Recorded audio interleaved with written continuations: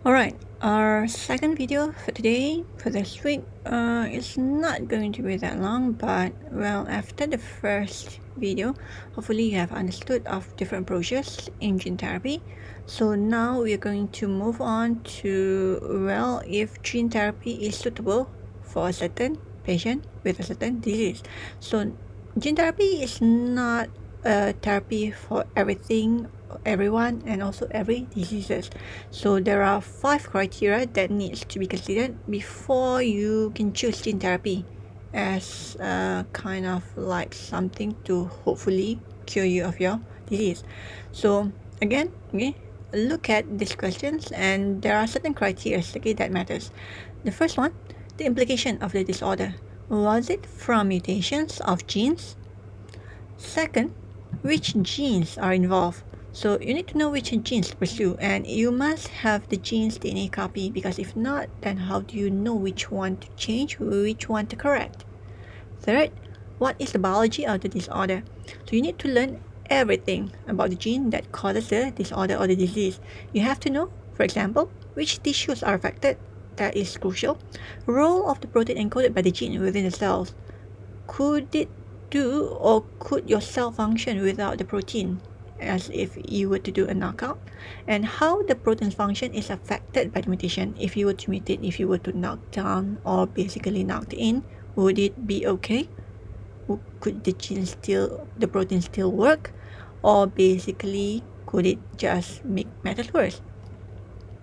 The fourth question, by adding or replacing the normal gene, will it solve the problem?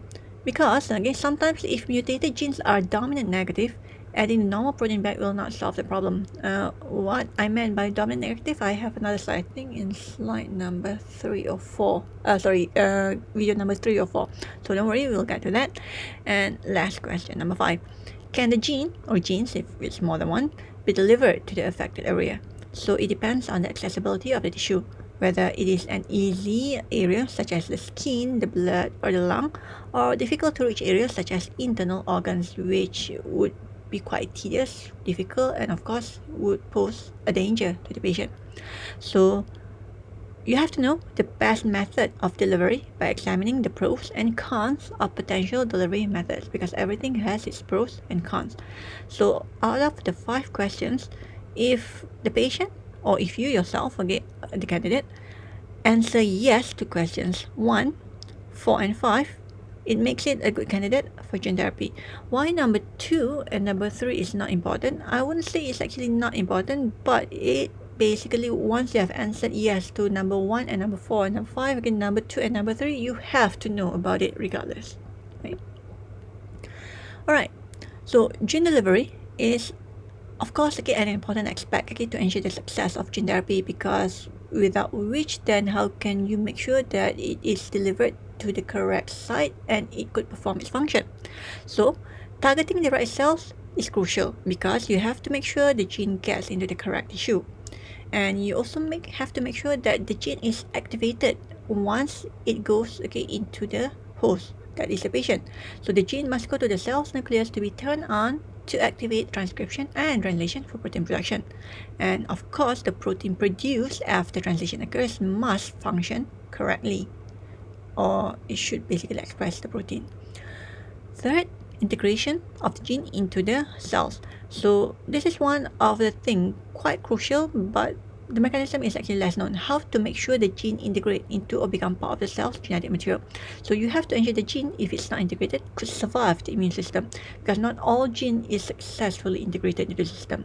If they could become integrated, then it's fine. If not, then they have to know how to survive the immune system, because the immune system will attack them as a foreign material, just something to get rid of from the body. And number 4, avoid harmful side effects. So inserted gene might sometimes become toxic, especially if it is taken from someone else. That could actually occur, or during modification in the lab, something is being added. So when it's being returned back to the body, it would become toxic. So the regulation of this kind of gene therapy is basically highly regulated, especially from the US government. And that's why human gene therapy trials is actually kind of like a very strictly regulated. So prior to approval, therapeutic agents usually have to undergo 4 testing levels, and you have seen this in chapter 2 when we look at products from biotech, okay, the clinical trials. So they have to go through preclinical phase using laboratory animals. They have to go through phase 1 involving healthy humans in small number to measure up the safety and maximum dosage level. And later on, once phase 1 is okay, go ahead with phase 2, okay, to involve disease patients in larger number.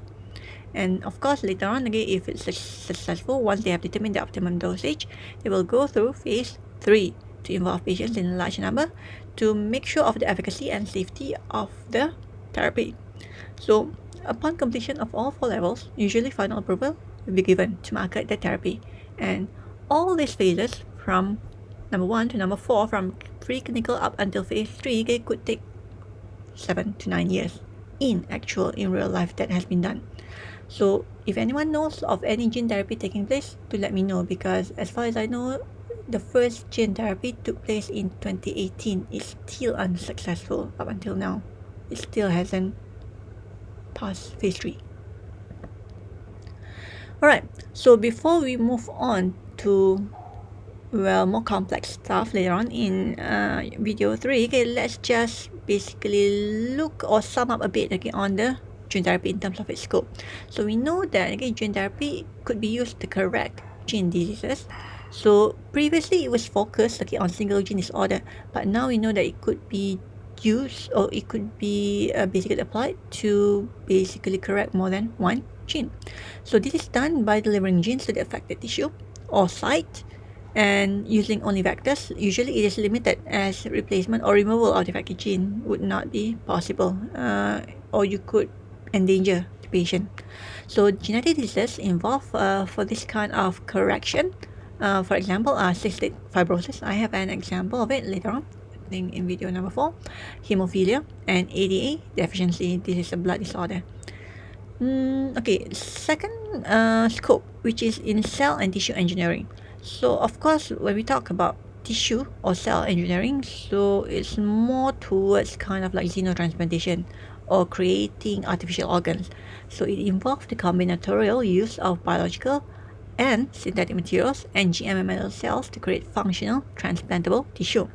However, generating this engineered tissue usually is not necessarily needed in the inclusion of biological or synthetic materials, because you could still use from the original source, or you could just come up, okay, with something totally new. So it is advantageous, the cell and tissue engineering, to treat trauma, burns, degenerative diseases, and some organ failure, especially those waiting in line to get new organs for whatever ailment that they are having.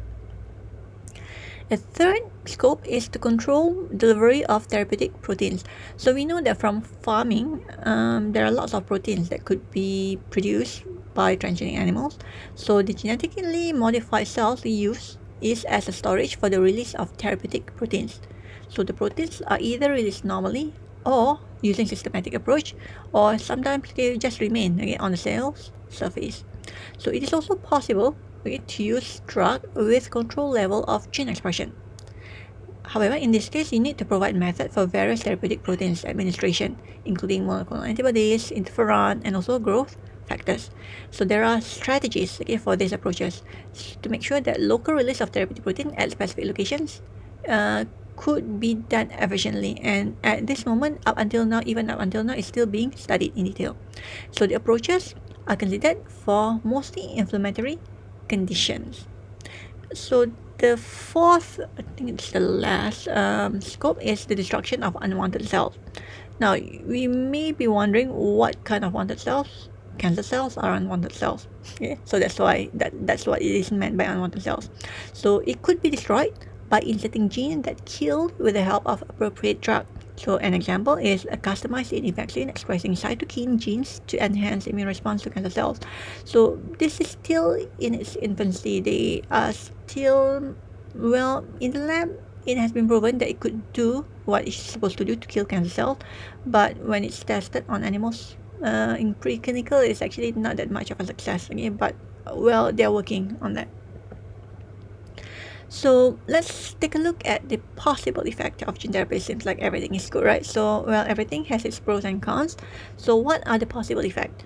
So if you use viruses or any kind of other agents, even if it's non-viral vectors, so some of the non-viral vectors are actually quite dangerous, as you will see in video 4. So usually may affect more cells than intended, especially viruses if it's not modified efficiently. So during gene editing, it might be put also in the wrong position, which could cause further damage. And the thing that sometimes couldn't be controlled is the overexpression of genes, which could occur, and overproduction of proteins will most of the time actually be harmful. Even though I put there can sometimes be harmful, most of the time overproduction of protein again is harmful to cells. And the use of virus as a vector could be transmitted to another person or into the environment, especially those handling it in the lab or even the doctors during their transplantation. And overall, the experiments in the lab and during clinical trial must be safe and does not induce immune system reaction, because you know what will happen? Well, everything will go down the drain because it will be attacked by the immune system. So the review process has to be efficient, and of course certain countries like the US is going to add another level of precaution. There's going to be a phase 4. I'm not sure whether they're going to add it or not. There has been talks so long ago, but it hasn't been done yet.